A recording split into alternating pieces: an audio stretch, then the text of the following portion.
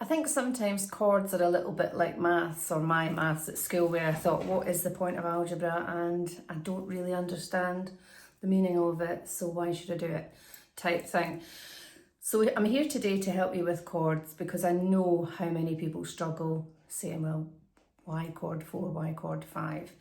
So the simplest way I can put it to start with is, when you went to art at school, you were told about the 3 primary colours, red, yellow and blue, and from them you could make all the other colours.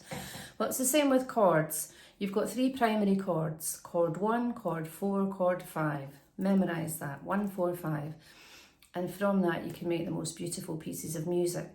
Now obviously, like colours, you wouldn't just use red, yellow, blue the whole time. You would start mixing them and making other secondary colours from your 3 primary colours. And it's the same with chords.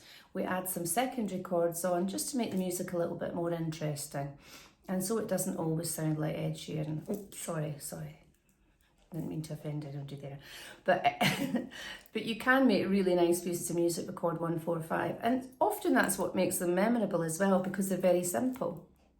So I'm going to show you, first of all, how to work out your chords. And secondly, explain a little bit more as we're going. And if you want, this is only going to be the first lesson, so we're only talking about 1, 4 and 5, nothing else, because we all need time to process and percolate while we're learning, and there's no point at going at 1,000,000 miles an hour. So off we go. So it does all come back to scales a little bit, because if we're in the key of C, that just simply means that C is our main note. C is our big man in that piece of music. So C is note 1, and then when you build a chord with the 1st, 3rd and 5th note, that's chord 1. So you can see C's on the bottom. So that's chord 1. Got that so far? So we go up the scale of C. So think about what note 4 might be. And this is where people sometimes start counting this as 1, but that's always note 1, 2, 3, 4. So now we've got note 4, we know what our second important primary chord is. It's an F chord. And we build a little chord on that note number 4. So that's your next most important chord. And then the next one up is obviously chord 5. So we've got chord 1, 4, 5. And in the key of C, that's what I would start playing about with if I were you, because it's got no sharps and flats, no black keys to worry about. So you're basically just playing like this. Now, the other thing, do that for a few minutes and then come back to this point in the video. So the other thing you can do to make it more interesting, as I've spoken about in other videos, like Elton John loved inversions. This is called a root position, because the C's on the bottom. Put the C on the top, 1st inversion, because we've turned it upside down. E on the top, 2nd inversion. And they all have their own particular sound. So even if you're using chord 1, there's 3 ways you can use it.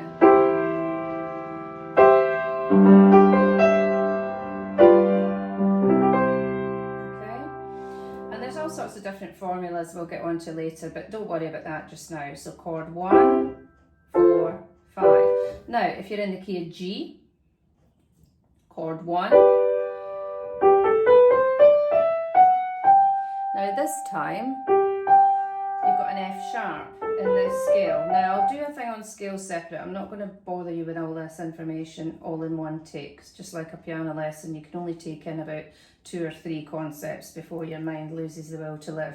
So here's chord 1, chord 4, and then chord 5 is going to have an F sharp, because your scale has an F sharp, okay? So chord 5 is an F sharp. I've broken a nail, but hey ho, that's the life of a pianist. So 1, 4, 5, okay? So if you were in the scale of G, you can make...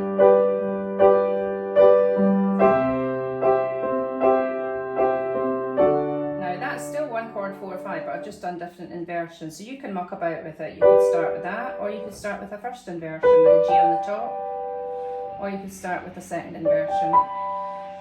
And this is why, if you make a really simple tune, let's think, chord 1, chord 5, back to chord 1, chord 4, chord 1. Now that's a 1 in a different inversion, so it's not got the G on the bottom, it's got a D on the bottom.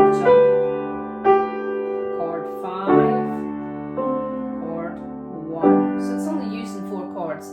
And if I dare to mention Ed Sheeran again, he mentioned at the court case, you know, why are you blaming me for making my song sound like so-and-so? Because actually, most songs in the universe at the moment in the Western Hemisphere use chords 1, 4 and 5. That because it's like saying, oh, you can't paint a picture using red, yellow and blue because somebody else has done it. That would be silly. So think of your primary chords as primary colours. Get chord 1, 4, 5 into your system, and then we'll start adding a few extra chords, okay? As always, they're on our website. So, you know, if you wanted to work out what were the main chords, all the chords are there. Okay? Enjoy. Have a nice weekend.